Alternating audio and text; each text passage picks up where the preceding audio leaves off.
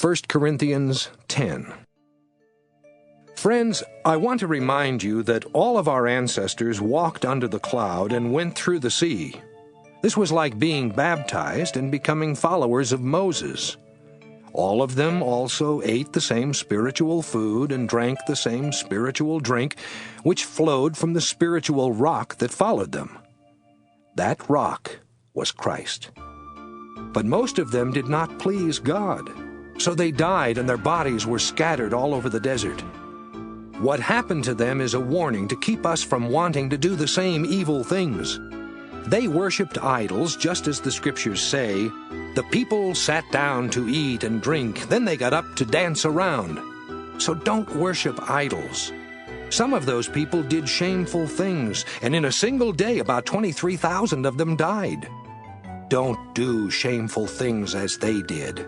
And don't try to test Christ as some of them did and were later bitten by poisonous snakes. Don't even grumble as some of them did and were killed by the destroying angel. These things happened to them as a warning to us. All this was written in the scriptures to teach us who live in these last days. Even if you think you can stand up to temptation, be careful not to fall. You are tempted in the same way that everyone else is tempted. But God can be trusted not to let you be tempted too much, and He will show you how to escape from your temptations. My friends, you must keep away from idols. I am speaking to you as people who have enough sense to know what I am talking about. When we drink from the cup that we ask God to bless, isn't that sharing in the blood of Christ? When we eat the bread that we break, isn't that sharing in the body of Christ? By sharing in the same loaf of bread, we become one body, even though there are many of us. Aren't the people of Israel sharing in the worship when they gather around the altar and eat the sacrifices offered there? Am I saying that either the idols or the food sacrificed to them is anything at all? No, I am not.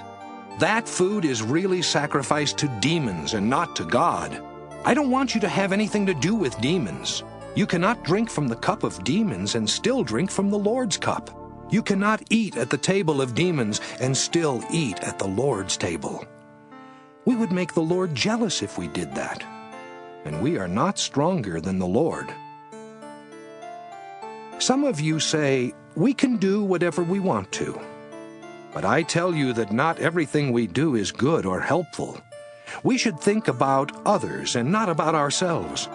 However, when you buy meat in the market, go ahead and eat it. Keep your conscience clear by not asking where the meat came from. The scriptures say, "The earth and everything in it belong to the Lord." If an unbeliever invites you to dinner and you want to go, then go. Eat whatever you are served. Don't cause a problem for someone's conscience by asking where the food came from.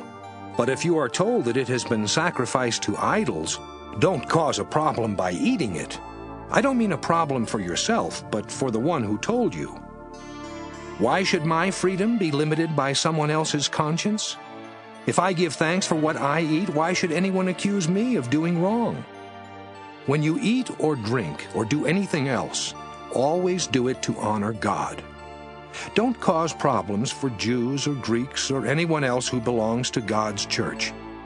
I always try to please others instead of myself, in the hope that many of them will be saved. You must follow my example as I follow the example of Christ.